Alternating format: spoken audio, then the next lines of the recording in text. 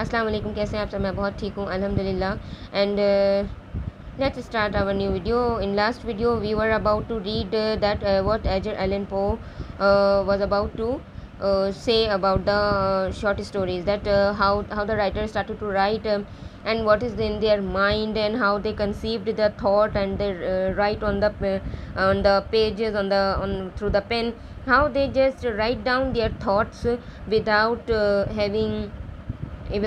having any other accommodation or anything else. So let's get ahead without investing further time.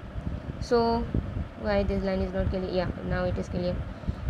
Bismillahirrahmanirrahim. A skillful literary artist has constructed a tale, and I would like to say it very carefully, that write down before listening this video, before reading these lines. Just write down on the head of your copy, and you can write it on any other side, that these lines are quoted from the book of Hawthorne's Twice Told Tales.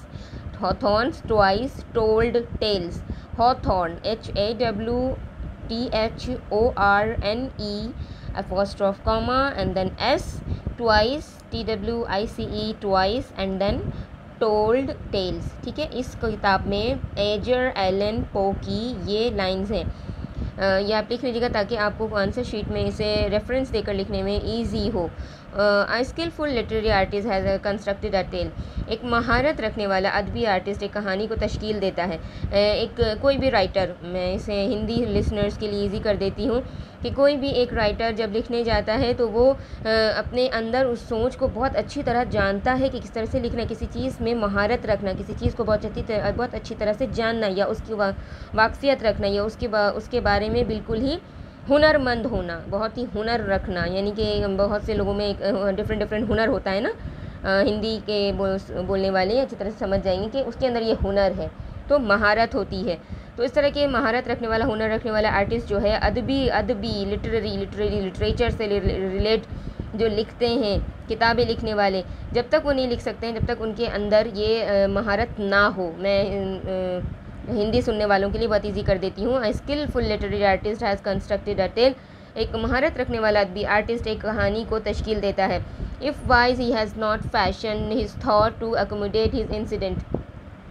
अगर अकली मेयार रखता हो, वो अपना ख़यालात को सजाएगा नहीं, अपने वाक़यात को, यानी कि अपने जो उसके दिमाग में जो ख़याल आ रहा है वो ऐसे किसी वाक़यात से वो उसको सजाएगा, उसकी मुताबिकत नहीं करेगा.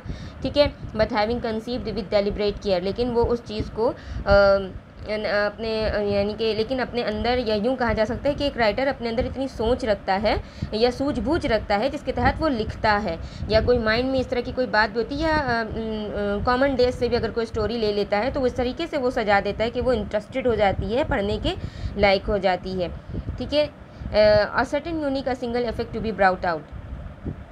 और इस तरीके का एक यकीनी सिंगल असर होना चाहिए जो ज़ाहिर होना चाहिए. ही देन इन्वेंट सच इंसिडेंट. तभी वो इस तरह के किसी भी वाक़यात को इन्वेंट करता है, ईजाद करता है या लिखता है. ही देन माइंड में सोचा जाता है, तभी पेन से लिखा जाता है, तभी हम इस तरह के किसी भी ख्याल को दिमाग में लाकर लिखना शुरू करते हैं. Then combined such effect as may best aid him in establishing his preconceived effect. और तभी वो इस तरह के वाक़यात को जोड़ना शुरू करता है, और इस तरह के वाक़यात जो हैं उसकी मदद करते हैं इस्टेब्लिशिंग करने में, यानी कि सजाने में, बनाने में, लिखने में, तामीर करने में. इस्टेब्लिशिंग का मेन मतलब होता है तामीर करना, बनाना. लेकिन अगर एक राइटर अगर लिख रहा है तो लिखने में हम इसके मीनिंग लेंगे.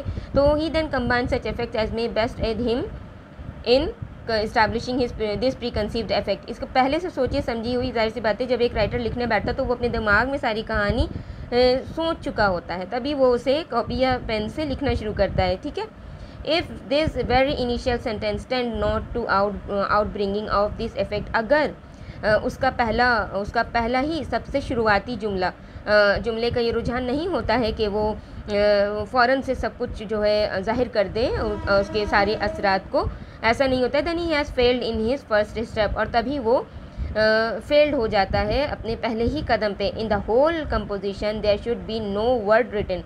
उसके पूरे कंपोजिशन में इस तरह के कोई भी वर्ड को लिखा नहीं जाना चाहिए. Of which the tendency direct or indirect is not to the pre established design. जिसमें इस तरह के रुझान हो, इस तरह की मतलब उस लाइन से हम ये समझ जाएं कि अरे वाह आगे वाली कहानी ये है।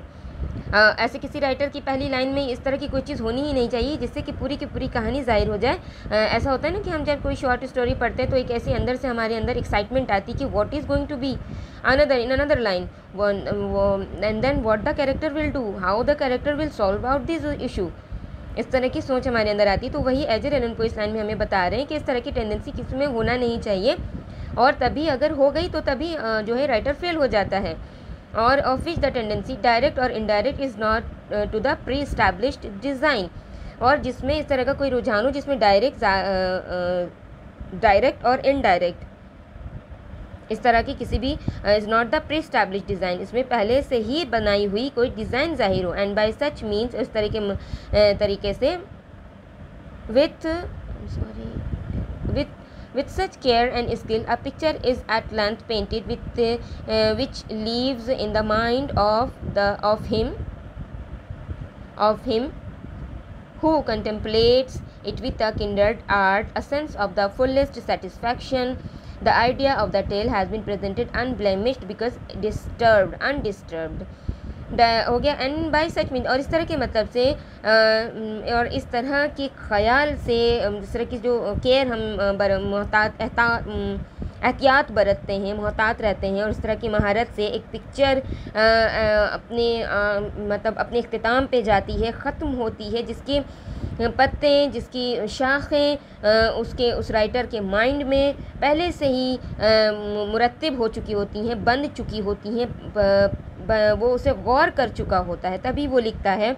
और उसे बहुत ही प्यार से विद अ किंडर्ड आर्ट, और उसे बहुत ही प्यार से उसे बहुत ही मोहतात तरीके से लिखता है, आर्ट करता है, सजाता है। A sense of the fullest satisfaction, जिसमें वो पूरी तरह से सेटिस्फाइड है, सेटिस्फैक्शन है उसके अंदर कि वो इस चीज़ से बहुत ही ज़्यादा खुश है, जो उसने काम किया है वो उससे सेटिस्फाइड है, कि रीडर को भी पढ़ने वाले को भी इस तरह का सेटिस्फैक्शन मिलेगा। The idea of the tale has been presented unblemished, और आइडिया जो है वो इसकी सोच जो है कहानी का जो एक मुद्दा होता है, यानी कि हम एक पॉइंट ले लेते हैं, उसके ऊपर लिखना शुरू करते हैं, एक मुद्दा ले लेते हैं जिसके ऊपर हम लिखना शुरू करते हैं, और इस तरह का जो वो टेल है उसका बेऐब होना चाहिए, उसकी जो हैज़ बीन प्रेजेंटेड, वो जो टेल आइडिया है, टेल का जिस कहानी का जो आइडिया है वो जो प्रेजेंट कर रहा है, जो जाहिर कर रहा है रीडर के ऊपर, लोगों के सामने, वो बेऐब होना चाहिए, बिकॉज अनडिस्टर्ब्ड होना चाहिए। तो आगे हम पढ़ेंगे broad analysis of a short story signifies 3 characteristics elements. ये 3 बड़े यूनिट्स पे हैं, 3 बड़े पैराग्राफ्स पे हैं, तो इसके लिए मैं आगे वीडियो बनाऊंगी। आई होप ये पैराग्राफ आप सबको समझ में आ गया होगा, और अगर नहीं समझ में आया तो प्लीज़ आप मुझे कमेंट बॉक्स में आकर बताएं। इंशाअल्लाह ताला मैं नेक्स्ट वीडियो बनाऊंगी और उसमें फिर से आप लोगों को समझाने की कोशिश करूँगी। आई होप ये वीडियो आप लोगों को समझ में आ गई होगी। मिलते हैं नेक्स्ट वीडियो में। जज़ाकुमुल्लाह खैर।